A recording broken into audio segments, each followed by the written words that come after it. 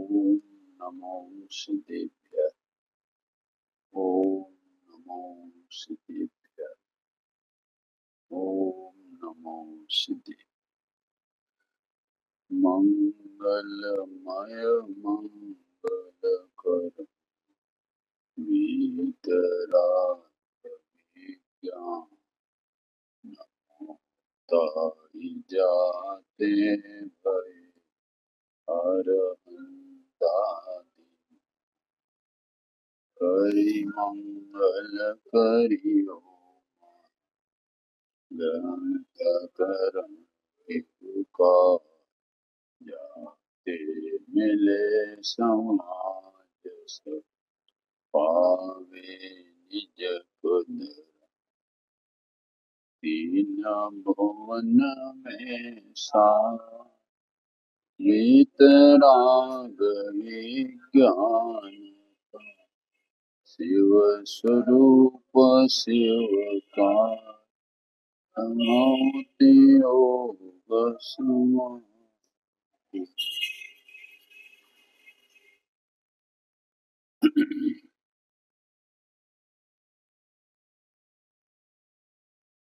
हम सबका परम सौभाग्य है कि हम और आपको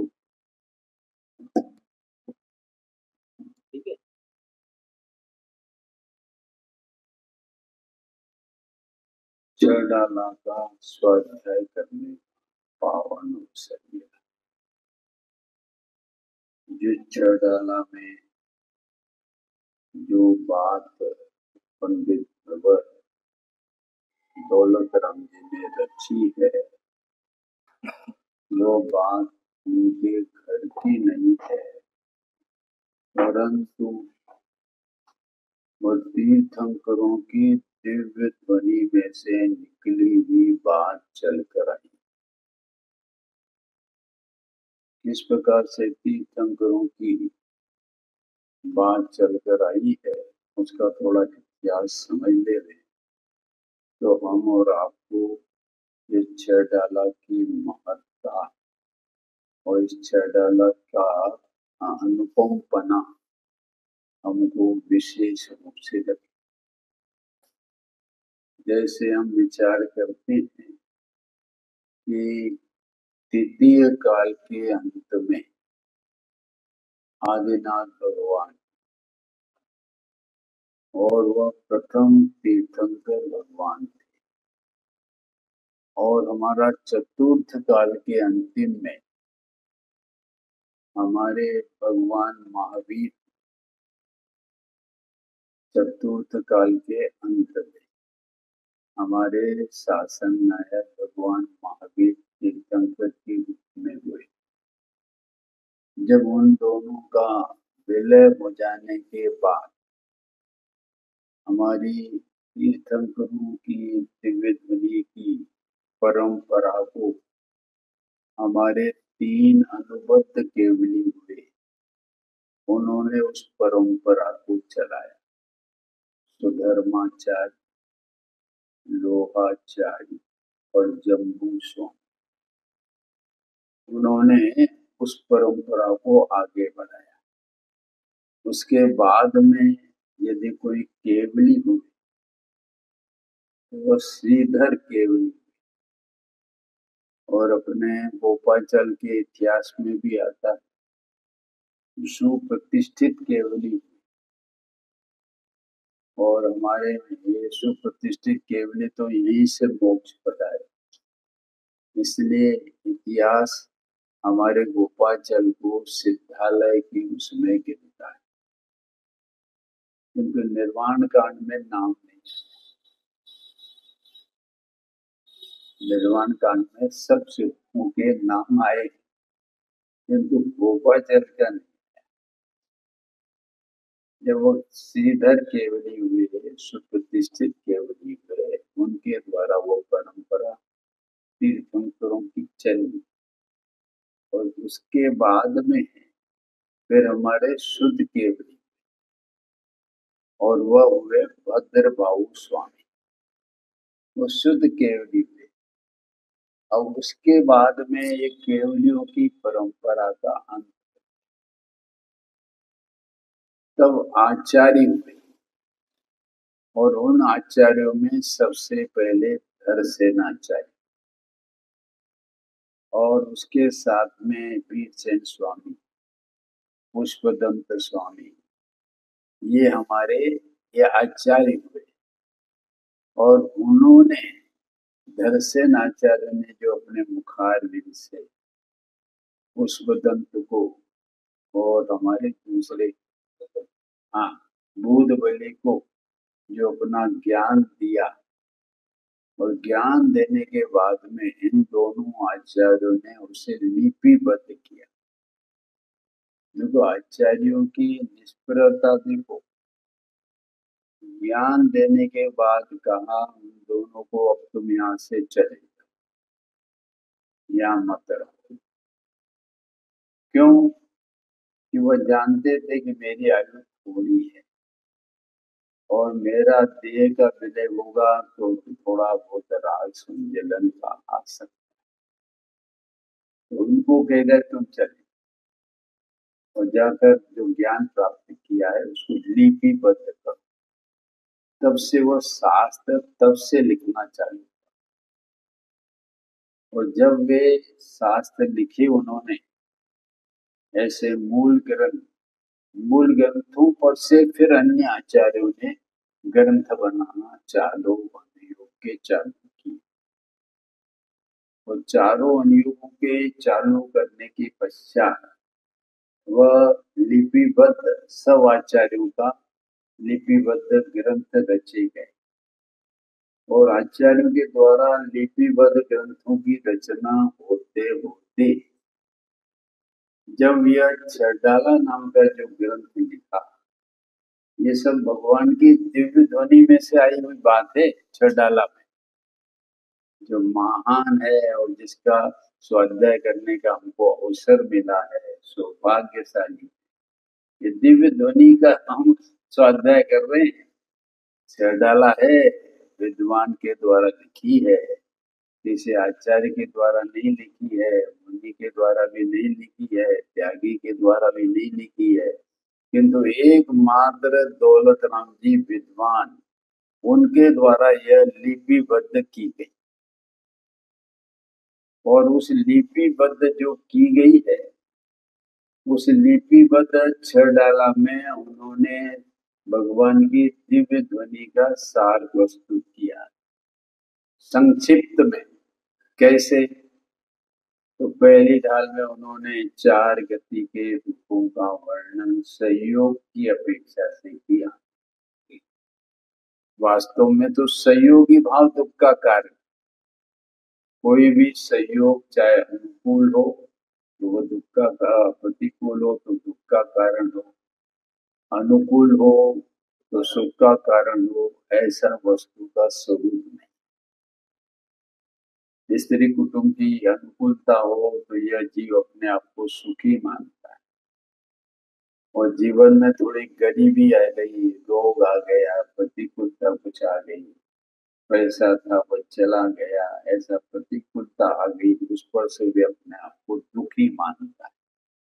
किंतु जिनमानी कहते हैं कि यह कोई अनुकूल प्रतिकूल दुख के कारण ही नहीं है।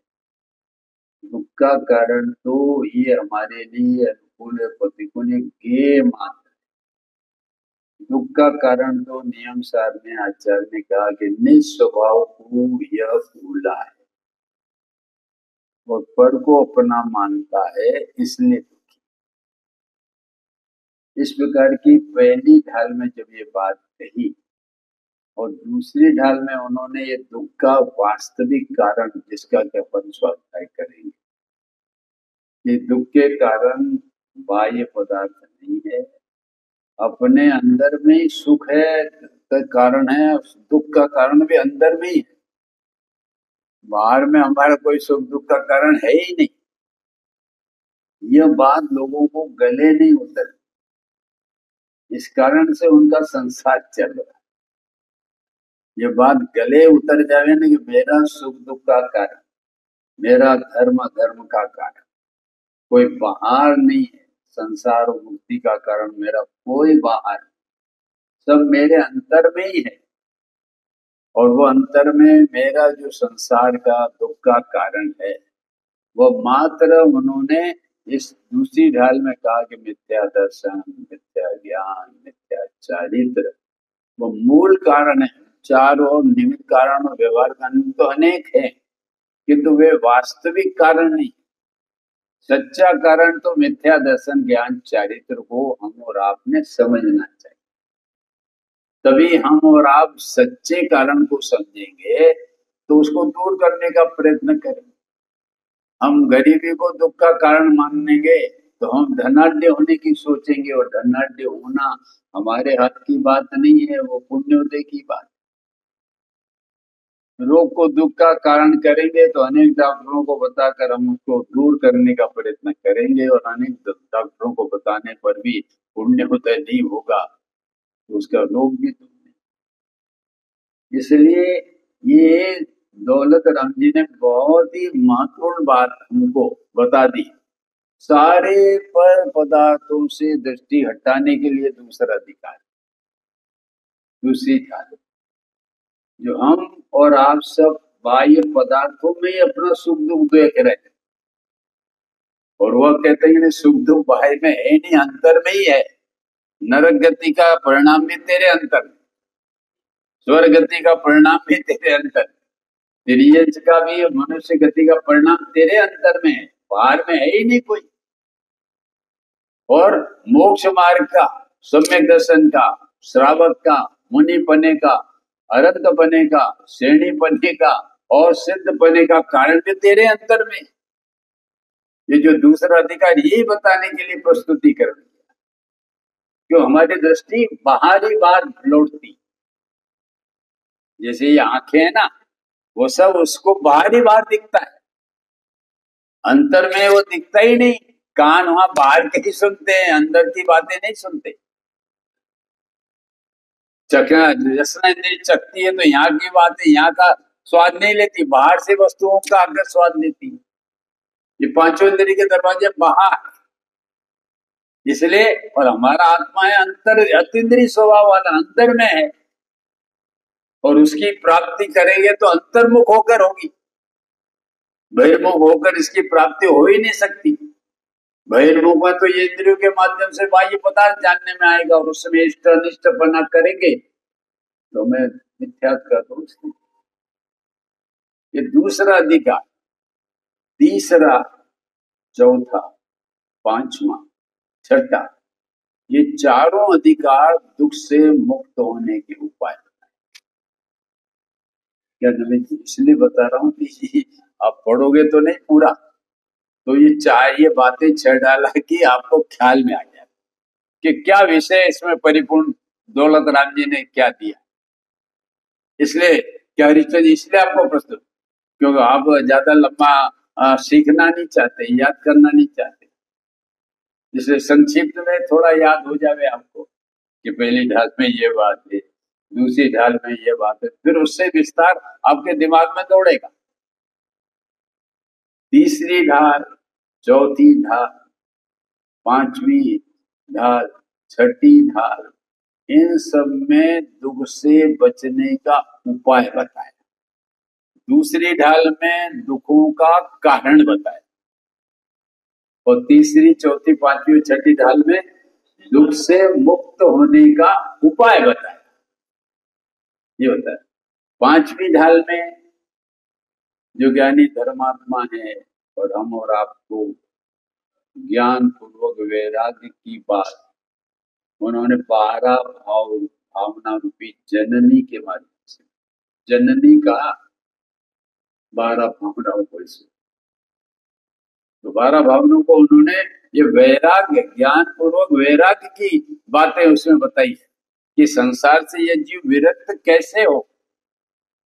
ये वस्तु स्वरूप को नहीं जानता, ये वस्तु स्वरूप को या तो नित्य मान लेगा या नित्य मान लेगा, या एक मान लेगा या अनेक मान लेगा,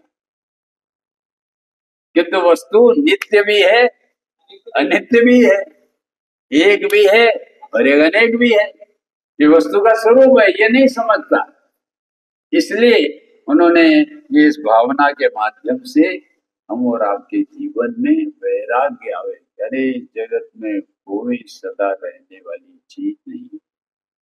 सदा रहने वाली यदि कोई चीज है तो ये देह देवल में अपना भगवान आ, जिसके अतिरिक्त शरीर है, स्त्री है, कुटुंब है, पैसा है, ये सब अनित्य है, क्षण भंगुर है। हाँ, पानी के बूंद बूंदे के समान है, क्यों पानी का बूंद कितने देर ऊपर आता है और क्षण में विलय हो जाता है। ये सारा संसार के पदार्थ ये बुदबुदे के समान है, जिसको हम और आप सब स्थायी रूप से रखना चाहते हैं। यही तो मिथ्या दर्शन है। वो स्थायी रूप से रह ही नहीं सकते, वो तो सब अनित्य है, क्षण भंगुर है।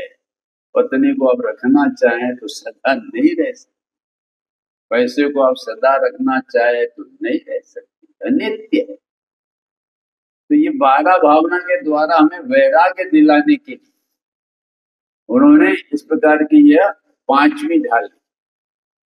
6वीं ढाल में यदि हम इस 6 ढाला का सार निकालें कि पहली ढाल में 4 गति के दुखों का वर्णन, दूसरी ढाल में 4 गति के परिभ्रमण के दुख का मूल कारण मिथ्या दर्शन ज्ञान चारित्र की बात, दुख का कारण।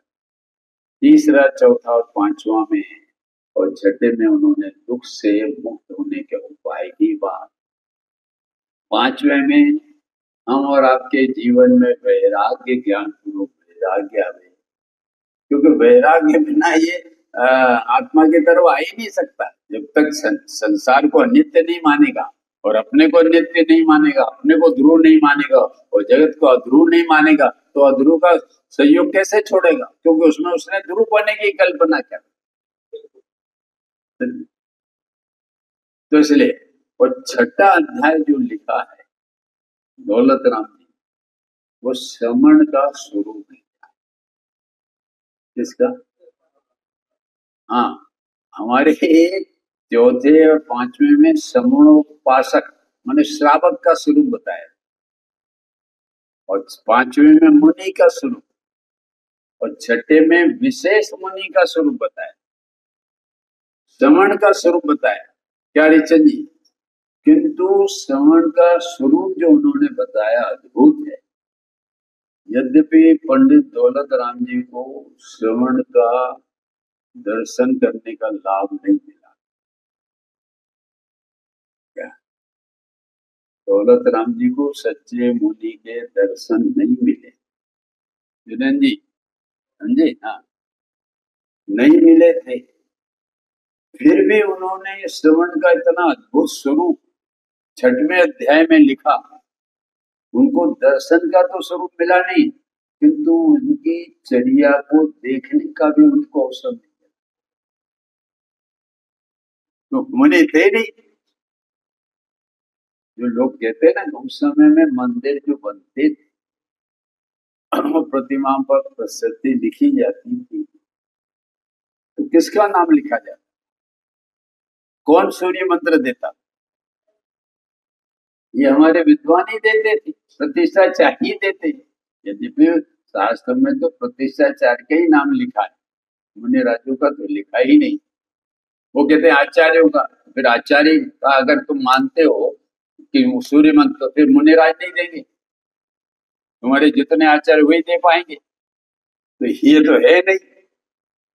तो इसलिए वो प्रतिष्ठाचार्य, जब मुनि के दर्शन नहीं थे, उनकी चर्या का देखने का उनको अवसर नहीं मिला था, फिर भी यह दौलत राम जी ने मुनियों का इतना सुंदर रूप प्रस्तुत किया, तो ऐसा लगता है कि वो मुनिराज के सानिध्य में बैठकर देख देख कर ये चर्या लिखे।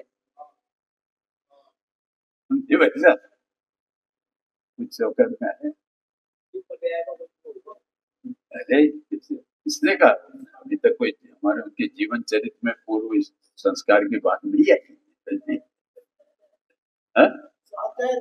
हाँ, चर्या माने दर्शन नहीं, चर्या नहीं, किंतु फिर भी जैसे वे मुनि के पास बैठे और उनके चित्रण वो लिखते जा रहे हैं, लिपिबद्ध मणि का स्वरूप लिखते जा रहे हैं, तो कैसी अद्भुतता होगी पंडित दौलत राम जी।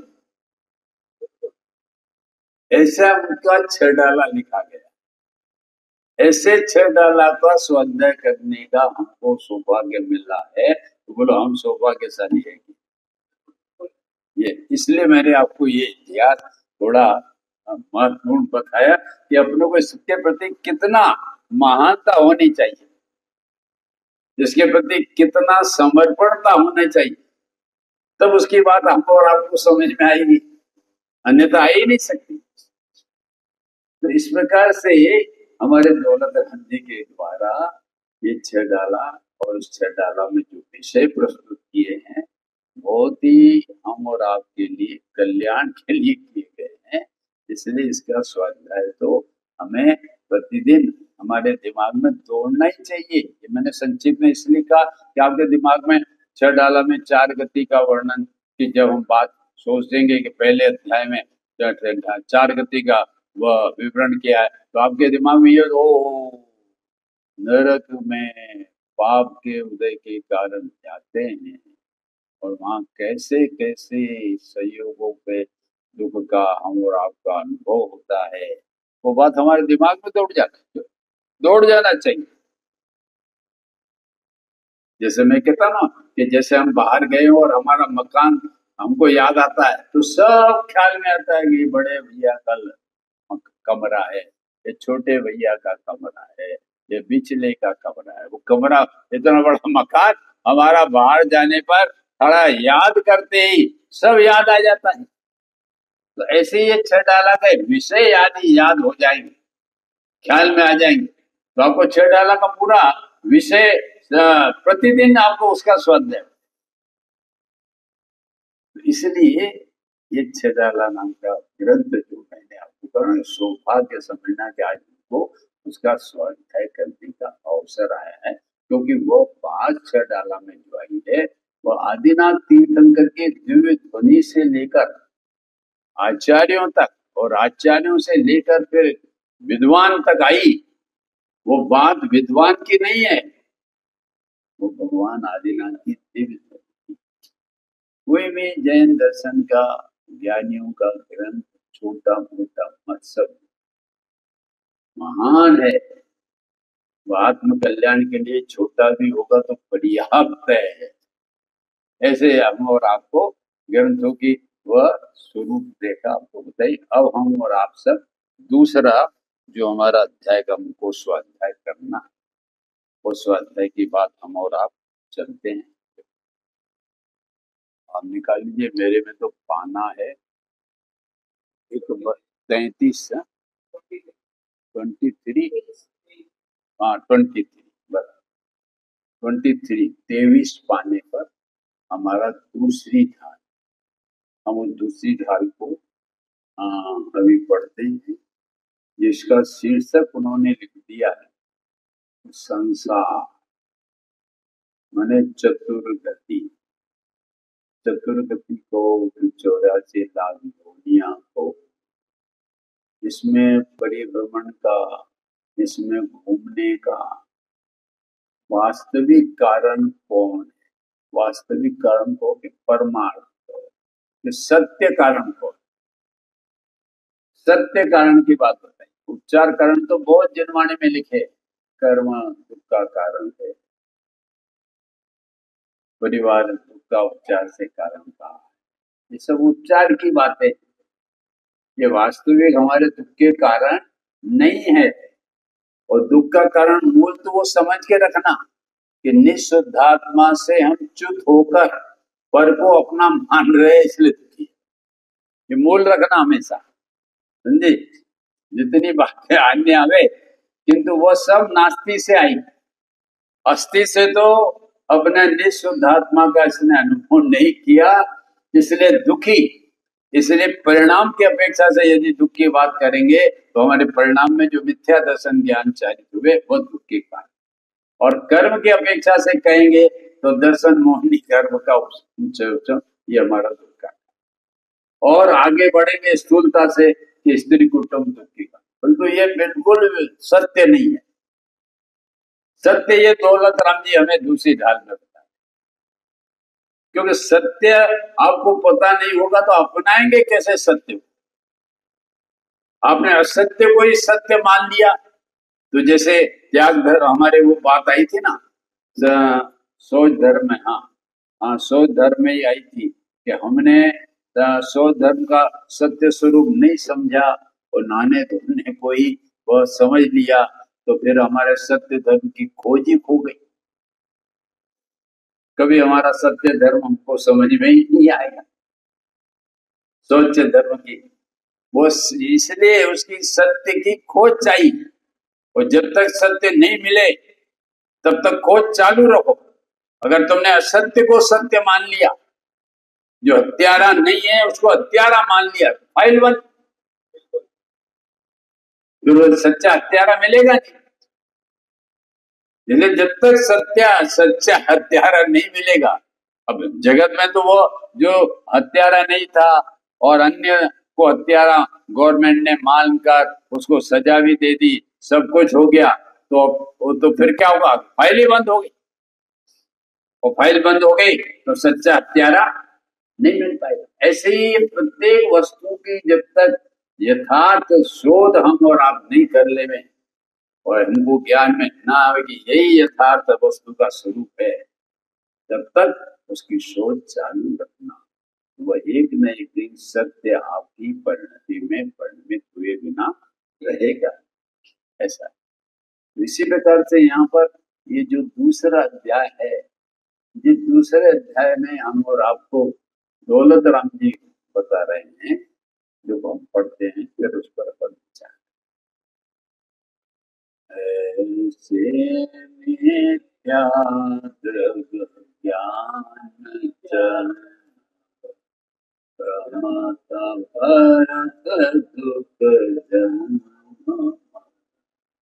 ताते न कोट दिए सुजान दीन संक्षेप का।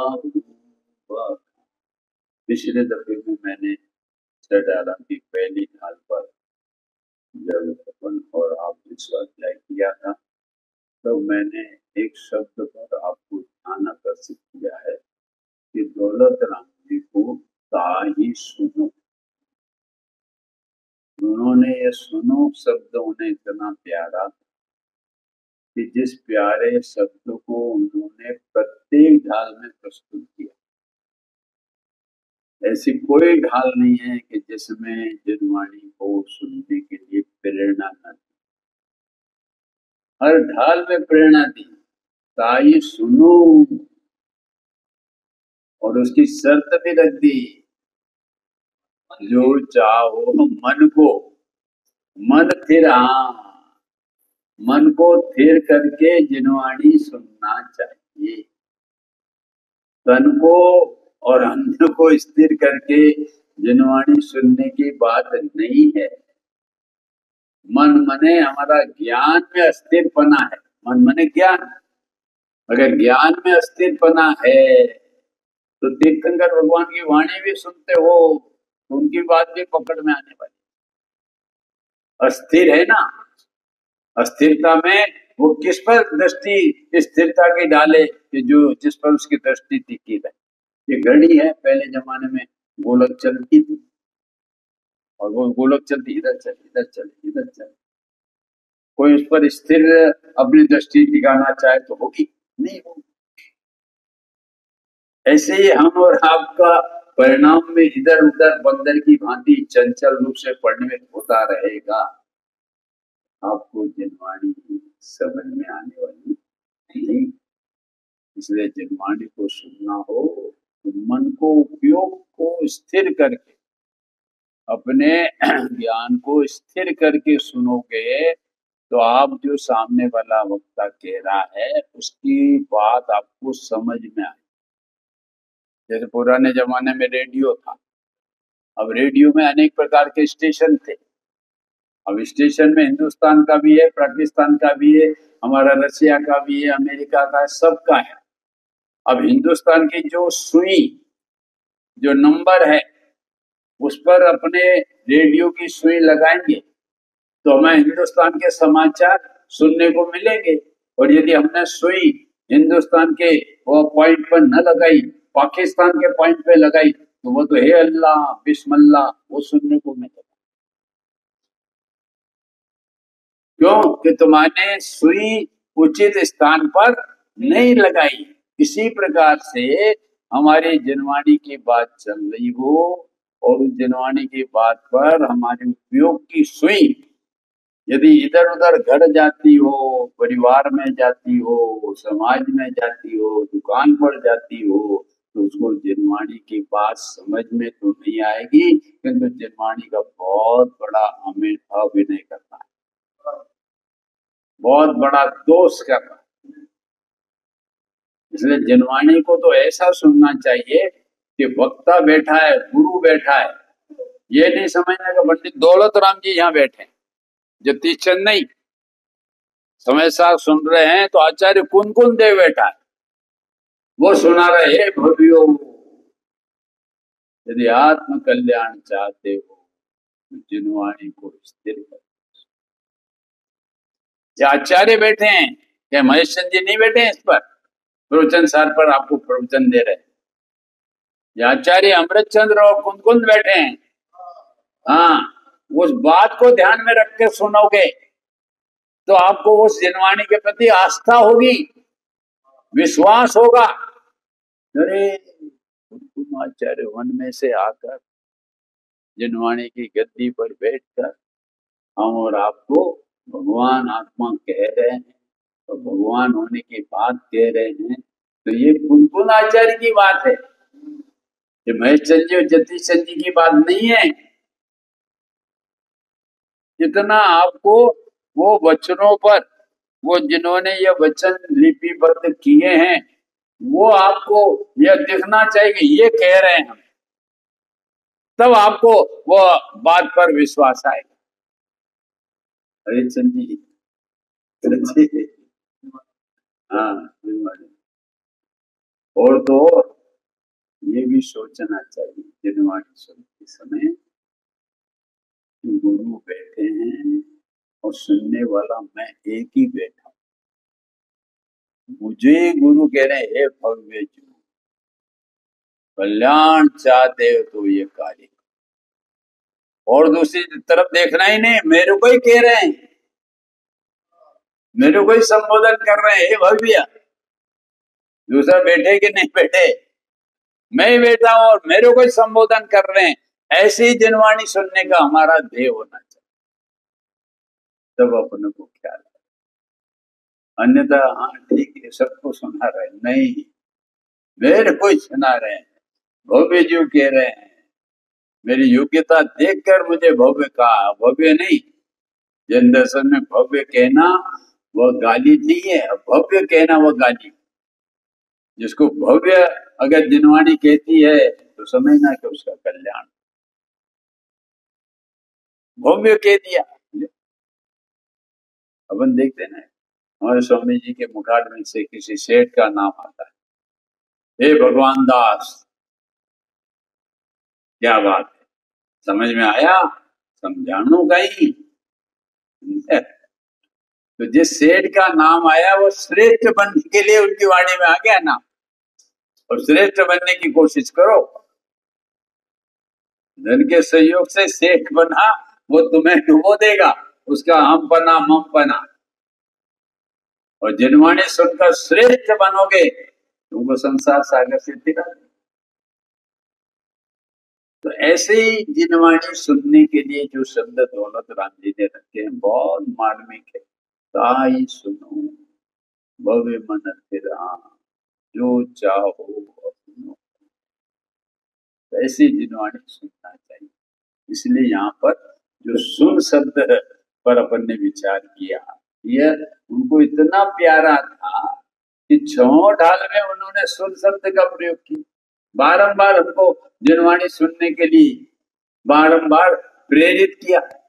क्यों प्रेरित किया? कि हम विषय कसा की वाणी सुनने के लिए लालयित रहते, जिसका फल दुर्गति मिलने वाली है, क्योंकि हमको उसकी रुचि है।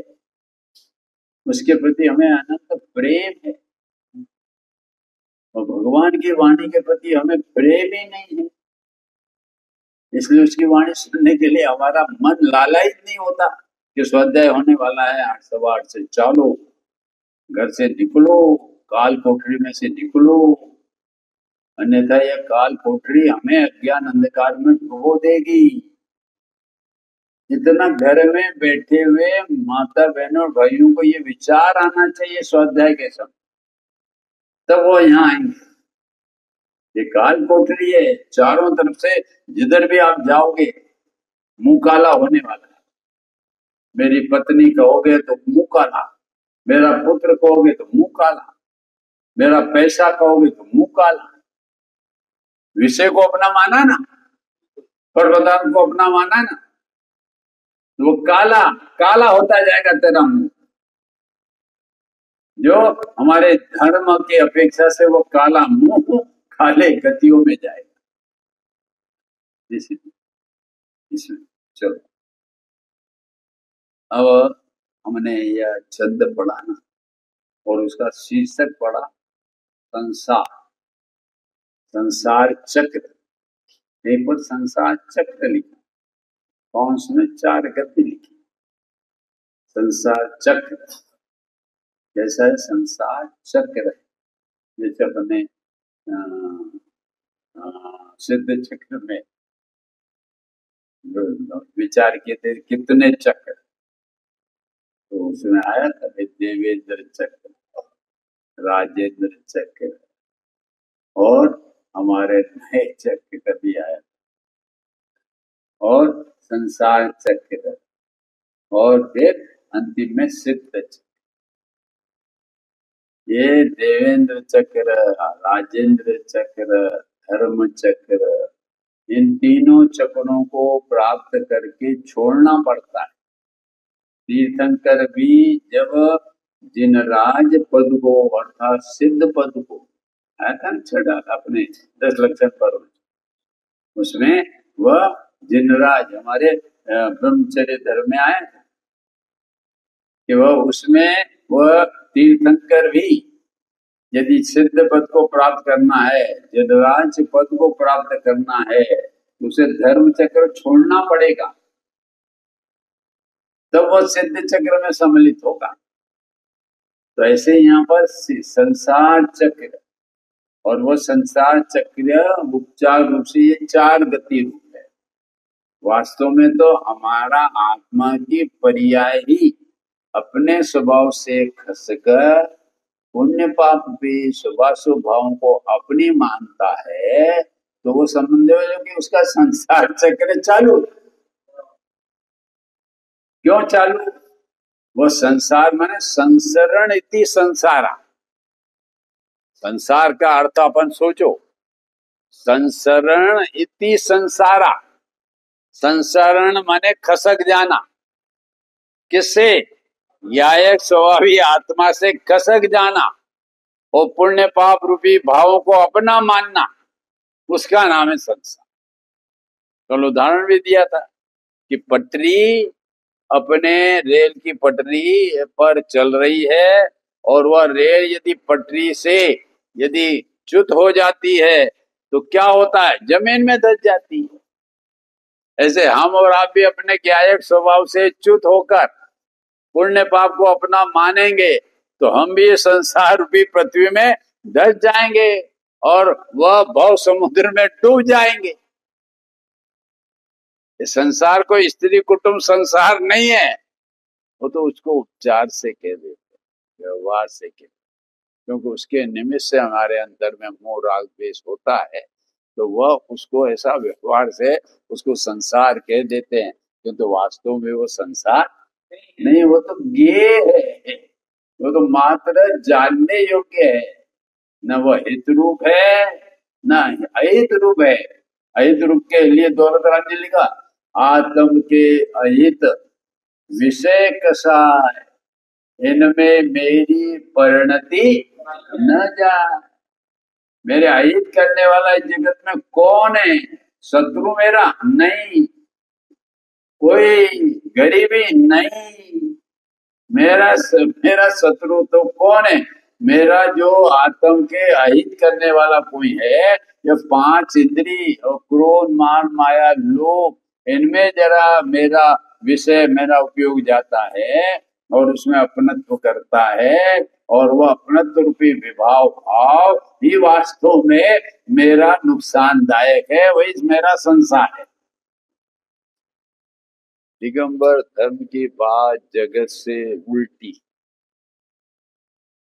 या नवीन, जगत जो मानता है ना उसे दिगंबर धर्म की बात उल्टी उल्टी है। उसका अर्थ यह नहीं है, यथार्थ है। ऐसी यथार्थवाद कोई संप्रदाय में नहीं है, एकमात्र दिगंबर धर्म में ही है। इसलिए ये दिगंबर धर्म सब धर्मों से महान धर्म कहा गया।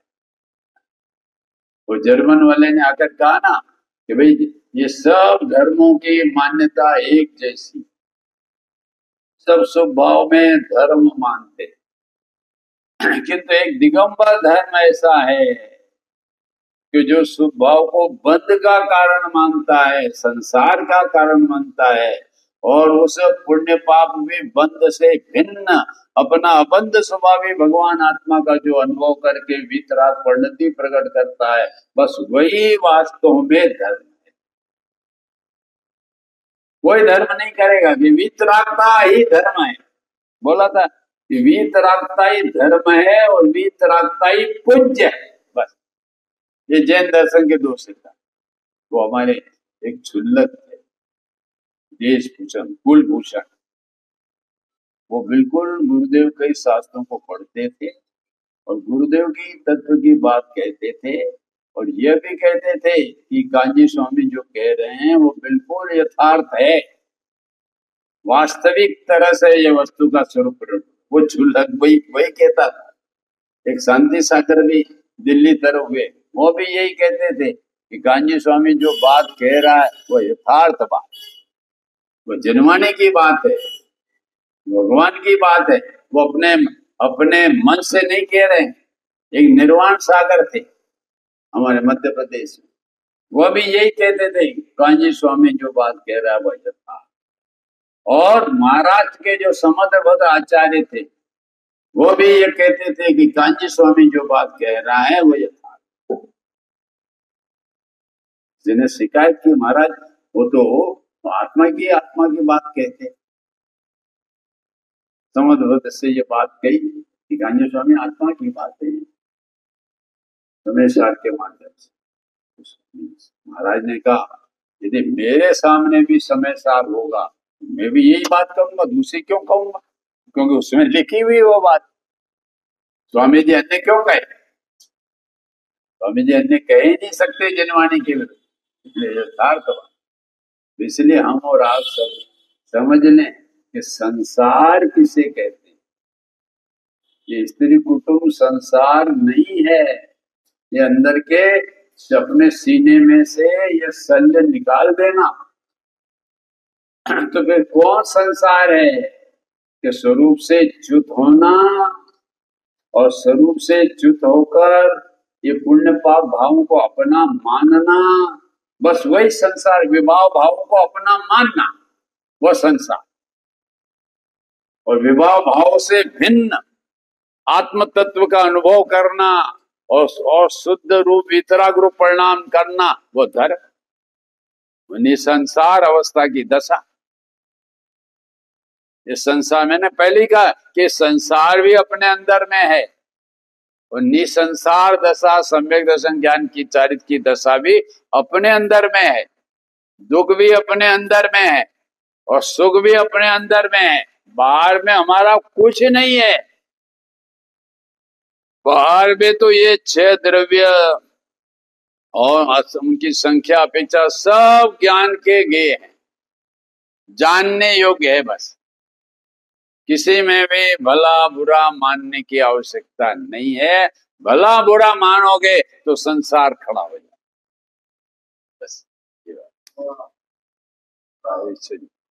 ये सोच लिए अपन दूसरा अधिकार चालू कर रहे हैं, पहले समझ तो ले हैं कि संसार क्या है, वो बताएंगे कि संसार का कारण ये है, ये आगे लाइनों में बताया है।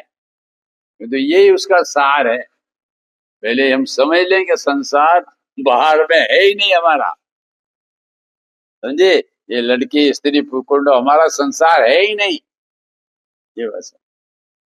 इसलिए यहाँ पर हम और आप सबको ये बात संसार के संबंध में कही, फिर उसका कारण इसे 2 लाइन में।